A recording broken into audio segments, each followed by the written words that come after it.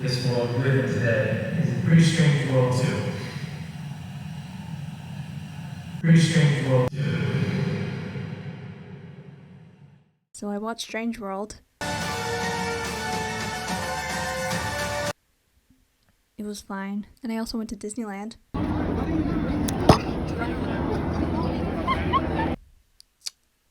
Can you guess where I enjoyed myself more? Yeah, I'm doing the same review Disneyland vlog thing I did with Lightyear. Yay. I saw this movie by myself Thanksgiving morning in glorious IMAX, the same as Encanto. And despite the movie not being great, I guess, it's actually gonna have a mildly interesting role in my life. I got my driver's license recently, took 2 tries, and the theater I saw it at was the first place I drove to on my own. Kinda wish I chose a different movie instead.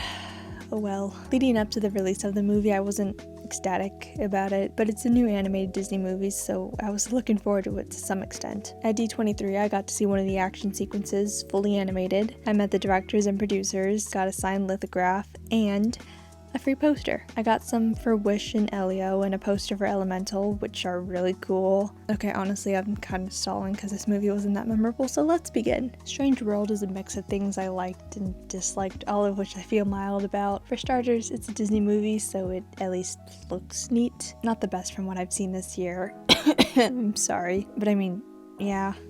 Looks cool. I could tell that some of the creature designs were based on marine animals, which I thought was neat. The twist was decent enough, and actually the last shot of the movie reminded me of Mamoru Oshii's Angel's Egg. I know it's a bizarre comparison, but the shots from the 2 movies were pretty similar, except Angel's Egg's ending is a lot more bleaker? Except Angel's Egg's ending is a lot more bleak and, well, if you've seen it, you know what I mean. There were also these creatures that kind of reminded me of something from Princess Mononoke. Not the Kodama, but the deer god, just without the derpy face. Ethan is probably the most likable character since he had at least memorable scenes. He may not be the first gay Disney character, but he's probably the first one to have his sexuality mentioned for more than 2 seconds. He's more than his personality trait just being gay. But I thought his scenes were charming and his conflict played a role in his character arc with how he's trying to find a place in life. Alan, I went to Juilliard Tudyk, was here. I do like how he's this generation's John Ratzenberger. According to the credits, he voiced 3 characters, but I only recognized 1 due to his laugh. Oh yeah, and that character just freaking dies, and no one mentions it? Because of this, while sitting in the theater, I couldn't help but compare Strange World to one of my favorite Disney films, Atlantis: The Lost Empire. You know, you have the stylistic 2D animation, a diverse and memorable cast of side characters, cute chemistry between our 2 leads, great humor, and it actually does a brave thing and acknowledges that people died on the expedition. So here's a riddle to guess if you can. Did Strange World have any of this? The answer's no. Not really. This death happens in front of everyone's eyes, but no one reacts or even has a memorial service afterward. So even though I'm sure that wasn't the intention, it makes everyone look like sociopaths or something. Greg Heffley, who? It's just not a good look. Oh, and it has the same window movie maker transitions. Alright, let's see what else. Splat was kind of whatever. He bordered on being cute and annoying. I'll always be impressed to some degree when there's an animated character who can emote their physical and mental state without speaking, let alone in complete sentences. Like the scene where Splat gets injured and Ethan aids him was well done, and some other quirky movements, though most of the time he just makes sounds for the sake of it. He wouldn't shut up during one scene, and I was like, why? To make the kids laugh? And of course there's that one scene where a character says this. It's so cute! I want to merchandise it. And it's like, aha, aha. Meta. Oh yeah, Lucy Liu's in this movie, but I barely remember anything about her character. Reminding myself that that's her voice just made me start thinking about how she was Kitty Baxter in Chicago, and despite only having a couple minutes of screen time, she was infinitely more memorable than whoever her character was. I blame the weak writing on that because it just made me wish I was rewatching Chicago instead. Did I know these 2 ladies personally? Was that your question? Yeah, that's my question. I feel like the dog didn't have much of a reason to be there. At one point, Ethan sneaks onto the ship and the dad searchers like, you brought the dog? So I mean, the writers were aware of this. He just exists in the background and is only used as a plot device near the climax to help the main characters, but even then someone else does most of the work for him. I mean, not to be so critical on a freaking dog, but I am more of a cat person, so And I think J.K. Simmons should have voiced Jaeger instead. Maybe it's because he looks so much like Klaus, but I mean, come on, I think it would have made the movie at least memorable. While the creature designs are fine enough, I'm not the biggest fan of the human ones. Ethan's decent, but when I first saw the screen cap, I was like, eh.